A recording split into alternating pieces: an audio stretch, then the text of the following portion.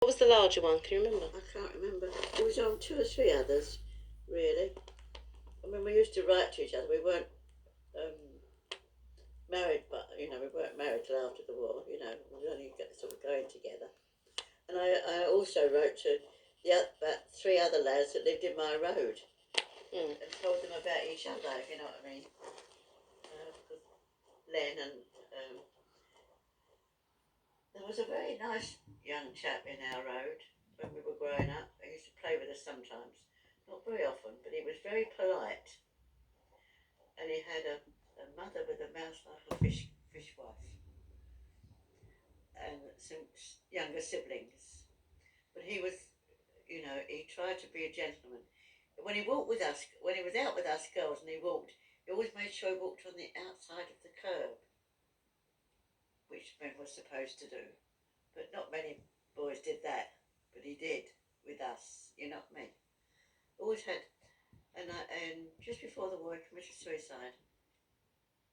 And one of those things you just don't understand, you know what I mean? Because he was such a lovely fella. And I thought afterwards, like when the war came, he'd have had the opportunity to have got away from home if his home life, because his mother was you'd hear her at the end of the street if she came up to her door and called to one of her kids. You'd hear her voice screaming down the road, and he used to look so embarrassed. And I thought, no, I don't think of it very often, obviously, but thinking about it now and again, I used to think he must have been so embarrassed with his mother, and he was especially in front of his mates, you know what I mean? And just a little bit longer, but a bit longer, like his life could have changed, you know. Shame that. But there you go. That's his life and death, isn't it, dear? It's a shame. Anyway, what have I got to tell you? Dad. What did you do? What ship was it? The Corfu, and you can't remember the other one? I can't remember the other one, but he was on several ships, I know. I didn't quite remember the name. Such a long time ago now, I can't remember. And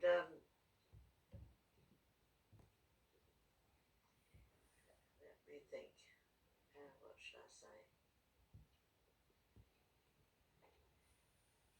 He might have gone quite blank now. It was what was the name? Musket Run? What was it called? Murmansk. Yeah. Murmansk. Yeah. It was the Russian port of Murmansk, which is on the Baltic, which was in the winter, especially with the high seas and the extreme cold, very cold place. They called it the suicide run, because we had to send ships, not only his ship but other ships, for food, because they were cut off. And he was on that one of those runs when he was swept overboard by the waves. But fortunately, one of his pals managed just to grab the top of his shirt or coat, jacket, whatever, and to have pulled him out. But if he'd been there 2 or 3 minutes, he would have died of the cold because it was freezing. So he was very lucky. He got back on board. But then I suppose quick thinking, they are quick thinking when they're on duty or in those circumstances. Your mind's alert all the time, and that, fortunately for him, they were quick thinking and got him back on. And he made light of it. But it must have been a hairy moment. He was very lucky. But seeing those half a dozen or about 10 men in that parade the other day that were on that run, I thought he'd have loved to have been here and marched as well, And each year, all these people get less and less that are marching for various companies or whatever, because, they're dying off. But I do like to watch it because I think it's important. I really do think it's important to watch it. Yeah, I read up on it. It said that they 800 tanks. They took thousands of aircraft, loads and loads of stuff they took on those runs. Not just food, but arms and ammunition. Yeah. Well, because they were cut off from everything, you see. They were blockaded. And we had to get through to them. And I don't suppose it was a picnic by any means. No.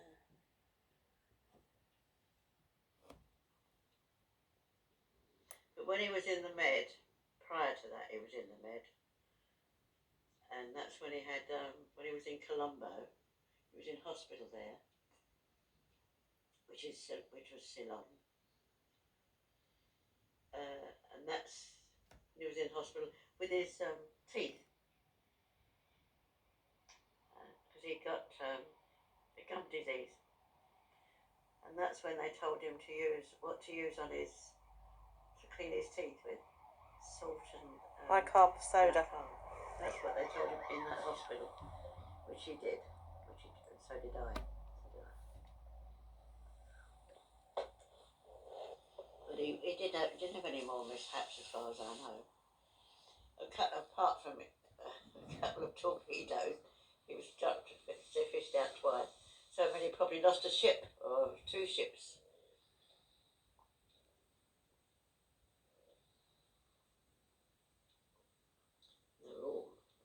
Most of them got saved, hopefully.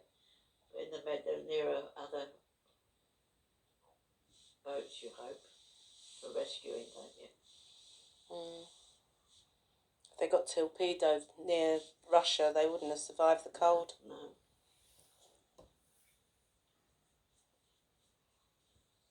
At least in the Med, it's warm. Yeah, it's warm. And you can survive a while in the water there, can't you? Hanging on to something or swimming. So I was lucky up in Murmansk because it was really cold up there. It says when you checked it was a cold place, isn't it? Yes, there's some pictures on the internet of a bloke standing on a ship with this, like, where, on the bridge. Yeah. And it's just thick ice. The whole thing is just iced over. Where obviously the waves have come up. That's right. And they've hit the ship. And it's just frozen. Probably that's how he went up. It fell off. Swept off. Well, if you've got the ice on the deck, you would just go, wouldn't you? Because there's no way that you'd be able to grip onto anything. Because where the waves come up, it immediately freezes. Exactly. It must have been horrendous. No wonder the weather never used to come up bother him much, did it? It'd be worse than that, you'd say, but... And of course, being at Bush, he was always in and out of the freezer anyway. And he used to go down that freezer with all his arms rolled up, didn't he? All his sleeves rolled up. Didn't give a monkey's about the cold. No, he didn't. And really, he was pretty fit, wasn't he? He was very fit. I mean, no one would have realised him. Everybody was so shocked.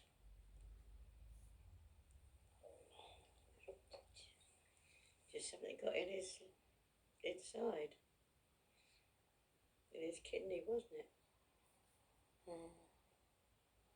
So you just don't know. But he never had a cold.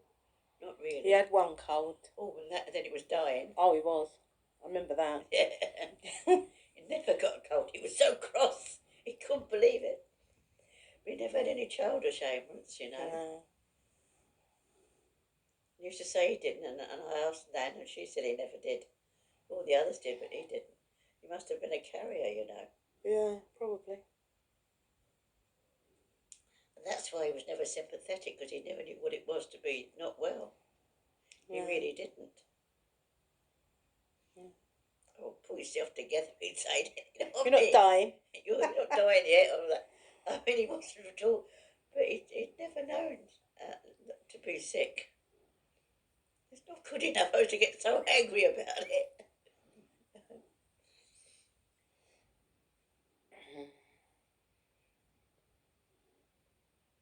I mean, he loved you both dearly, but I mean, if anybody heard him say it to you, "Oh, pull yourself together," they think, "Well, Dad, you know what I mean?" Well, whatever I said, he said, "Yeah, you're not dying."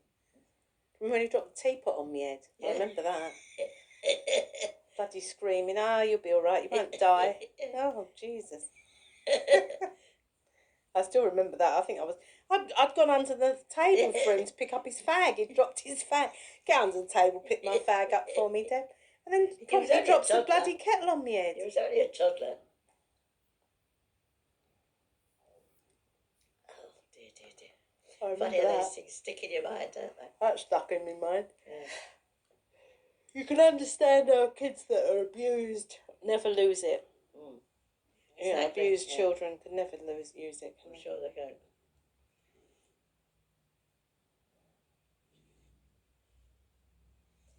No, I'm sure. He was a character, really. Used to drive me to distraction sometimes, like when he didn't realise how ill you were or you didn't feel well or anything, because he had no idea. No idea.